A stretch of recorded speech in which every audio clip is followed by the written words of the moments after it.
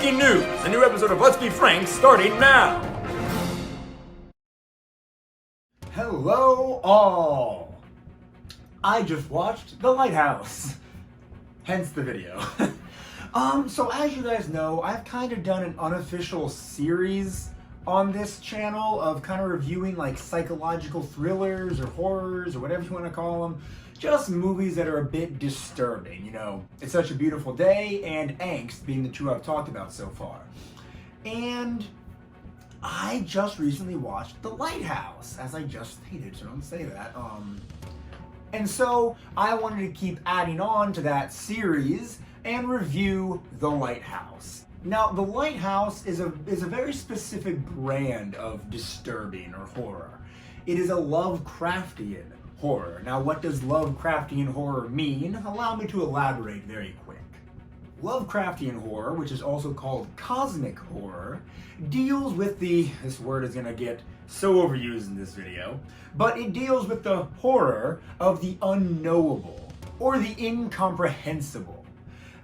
Stuff that you don't see. You know, Lovecraftian horror doesn't always focus on slasher, gore type stuff.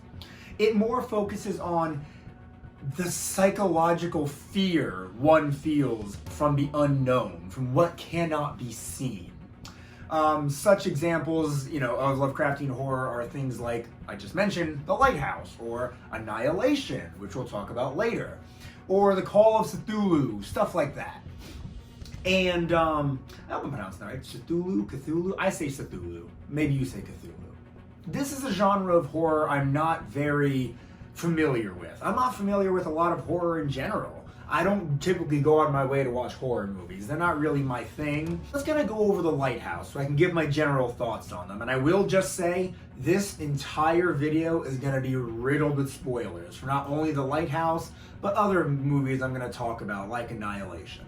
So, just, you know, if you haven't seen either of those movies, I highly recommend watching them before you watch this video, or maybe you don't care about spoilers, and this video is going to get you interested in those movies. Whichever order you want to watch it in, just make sure you like and subscribe. That's the important thing. Please like this video, comment on whether you like these movies or not, or if you agree with my opinions, although that does not matter because my opinion is fact. Anyway, let's talk about The Lighthouse. So the basic plot. The Lighthouse stars Willem Dafoe and Robert Pattinson. Pattinson? Doesn't matter. It does matter. I'm sorry, Robert. Great casting, by the way. They both did such a good job in the movie. And it's basically about this captain who works at a lighthouse. And every, I believe it was like month, 2 months, a new crew hand, a deckhand, or something like that. A new person gets sent to assist the captain with taking care of the lighthouse. In this case, Willem Dafoe is the captain, Robert Pattinson, I'm not gonna do it again. So the story is basically just Robert, which is what we're gonna call him, living in the lighthouse, doing all this back-breaking work for the captain, while the captain does nothing but tend to the light. The captain sleeps during the day, or at least he should be sleeping during the day, and at night he tends to the light. Now, the captain is very dead set on not letting Robert, and I'm sorry, I forget their fiction names in the movie, but I'm getting the point. There's 2 characters in the whole movie, so it won't get confusing. And as the story goes on, Robert gets more and more curious about what's going on with the captain and the light. Why won't the captain let him go near the light? Why is the captain so dodgy about certain things? Robert thinks the captain's lying to him about a lot of stuff. And this is where the psychological element comes in. The first quarter of the movie, there's barely any talking. It's just Robert doing his back-breaking work, running in with a seagull a few times, and being curious about what the captain is doing. Now, the more the movie goes on, the more the two start to open up to each other, talk about their past and stuff. You know, one might say Robert starts to spill his beans. Okay, cut that. That wasn't good. And from there, things just get more and more tense. They start to trust each other less, but they start to depend on each other at the same time, because that's the only form of communication they have, until eventually, and this is a very brief explanation of how it happens, Robert snaps, and he decides he has to see what's going on with the light. And up until this point, the movie was so good. Brilliant, artsy, even everything from it being in black and white, to the lack of dialogue in a lot of it, to the disturbing imagery that Robert's seen in his dreams. It's all so good. It's all building up to this huge payoff. Finally, and again, spoilers. Big spoilers here. I'm spoiling the end of the movie for you. So if you really want to see this movie before getting spoiled, go watch it now. But, okay, fair warning. But, Robert, of course, after a lot of shenanigans, let's call them, the whole making a captain act like a dog, which was a bit much for me, but anyway, Robert kills the captain and goes off to see what is the light. What's going on with the light? Why is the captain so secretive of it? Why does he not let anybody else see it or touch it? Why is he the only one who can work with it? And it was a pretty disappointing end, in my opinion. He opens up the light to see what's inside. You can only see Robert scream as the sound distorts in the background. He falls down the stairs in shock, and the movie cuts to his corpse on the beach being picked apart by seagulls. I was hoping for a bit more. Not gonna lie, the movie had been so good right up until the end. I wasn't hoping for some giant monster, I wasn't hoping for some alien reveal. But I wanted to know the secret. And that's not a bad thing, right? That's the secret that's been kept from us the whole time. They were setting up all these little details about the captain's former hand and how he had supposedly committed suicide because of going crazy and everything. Was the light making people go crazy? Was it the isolation? Why was the captain so obsessed with it, even sexually so? So many questions left unanswered. But you know what? That's just how Lovecraftian horror is, right? So that makes it okay. Lovecraftian horror is the fear of the unknown. This movie left us with nothing but unknown. And that's okay, right? No, it's not okay.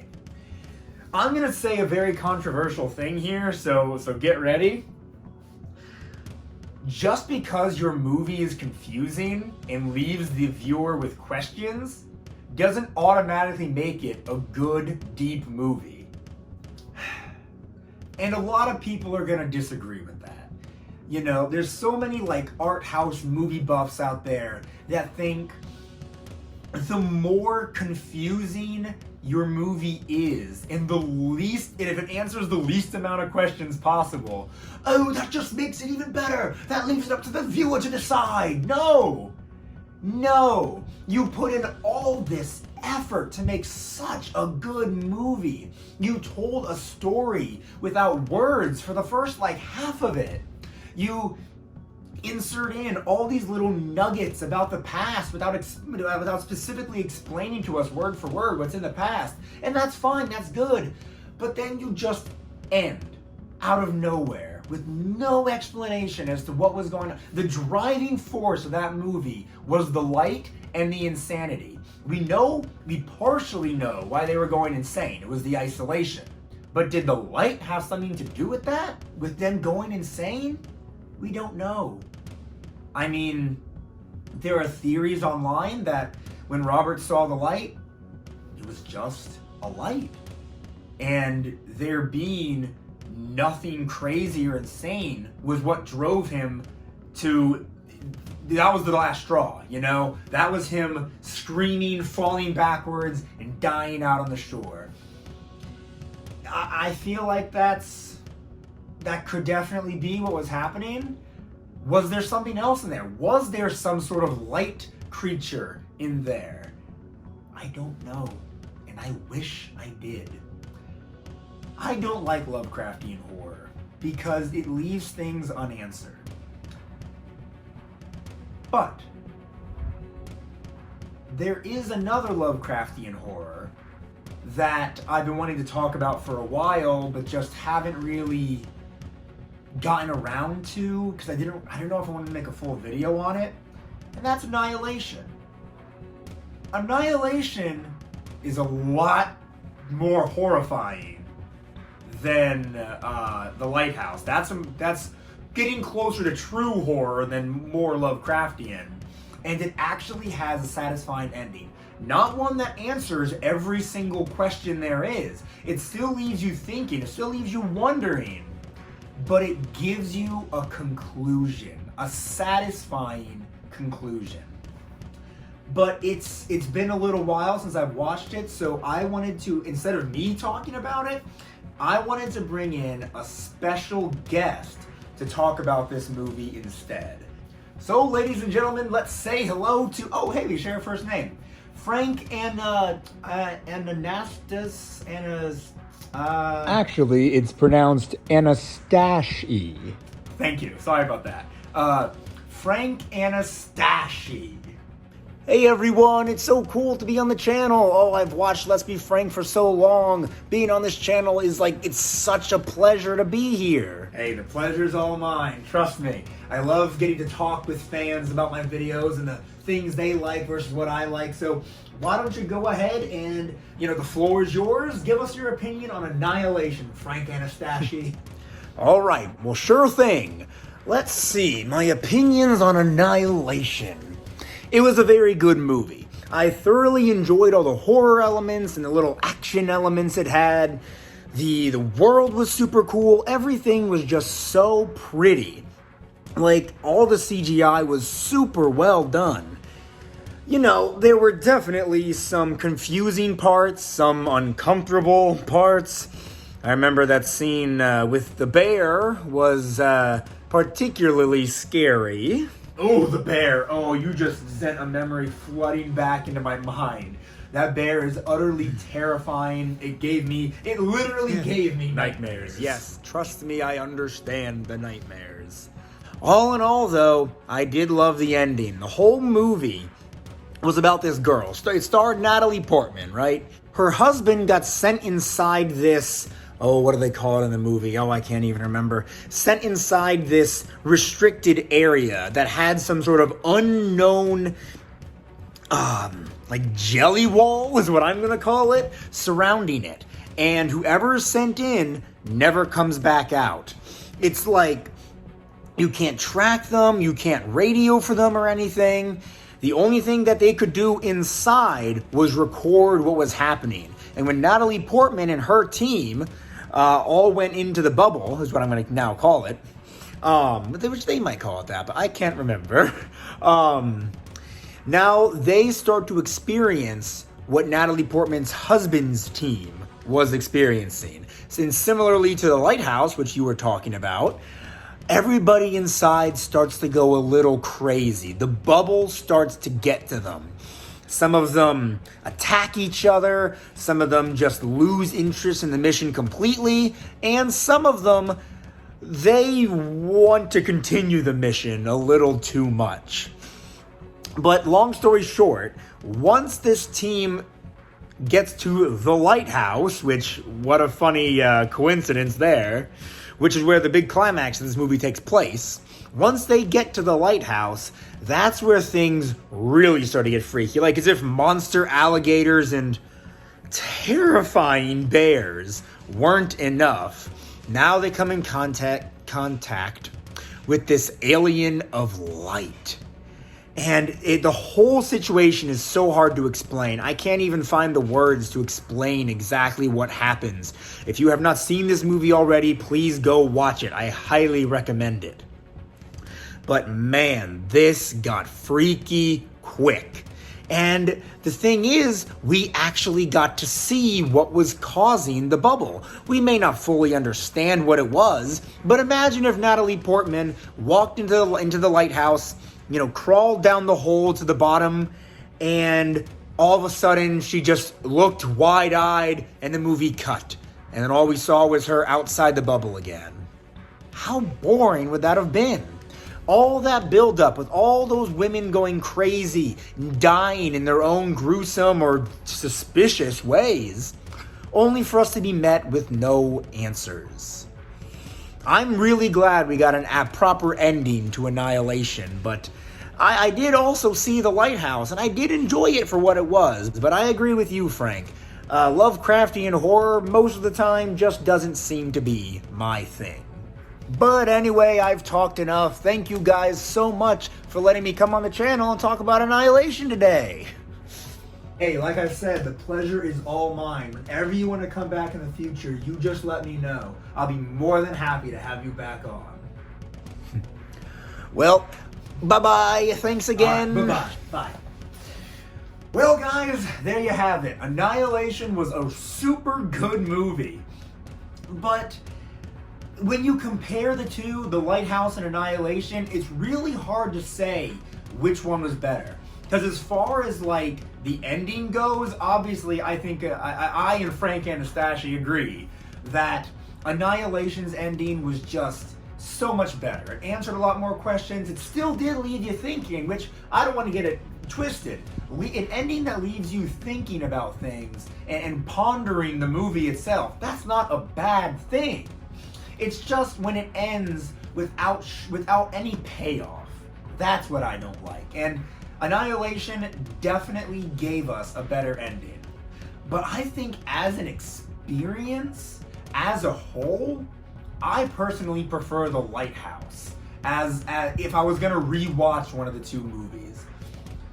Annihilation was good for a lot of reasons. The action, the horror elements, the suspense, the world was beautiful. But as far as a more artsy movie that's more of an experience, I would say The Lighthouse is definitely the better movie. But I just, you know what? I want to start watching more Lovecraftian horrors. Maybe there are other horror movies out there that'll get me more into the spirit of the Lovecraftian genre. Or maybe not. Maybe they'll solidify my feelings about Lovecraftian horror. And, you know, I'll continue to just think it's a lazy... I haven't called it lazy up until now. I shouldn't be dropping that word so roughly, so bluntly. I don't think Lovecraftian horror is inherently lazy. But I think it's sometimes, and again, controversial topic, I think it's the easy way out. Not giving a satisfying ending and just rushing through it, not showing us anything, is the easy way to just say, oh, it's Lovecraftian horror, so it leaves you wondering. You don't have to know what's going on. It's Lovecraftian. No. Is that not a cop-out? Is that not lazy? Even a little bit to say, oh, but because this is Lovecraftian horror, it's okay that things aren't explained. I don't like that. Maybe you do. Let me know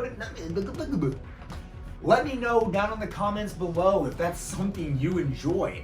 I don't enjoy it, but this is the one time I'll say that maybe my opinion here on this is subjective. If you disagree with me, let me know down in the comments below. But I am very happy to have talked about both The Lighthouse and Annihilation. I'm very happy to have my first special guest on. Thanks again to Frank Anastasi for coming on the channel. And hopefully we'll see more special guests like him in the future. Anyway, that's about all I have to say. This is probably a much longer video than the other disturbing movie videos I've made, but I hope you guys liked it. I hope you guys stuck around to the end. And I hope you don't hate me too much for disliking Lovecraftian horror. But if you did like this video, why don't you give it a like and subscribe if you have not already. Follow my Instagram and Facebook at Let's Be Frank 2020, and follow my TikTok at Let's Be Frank TikTok. Not to brag, oh, I better knock on wood before saying this. All my TikToks have been getting like hundreds of views, like even on the lower end within the past few months. They've still been getting like 200-300 views. So thank you guys so much. I'm surprised people are liking my TikToks as much as they are. It's just, it's nice. It's really nice to see that the content I put out, whether on my channel or on TikTok or, you know, wherever, people are enjoying watching it. Thank you guys. Thank you guys so much. And with all that being said, we'll be back next Saturday for another video. Until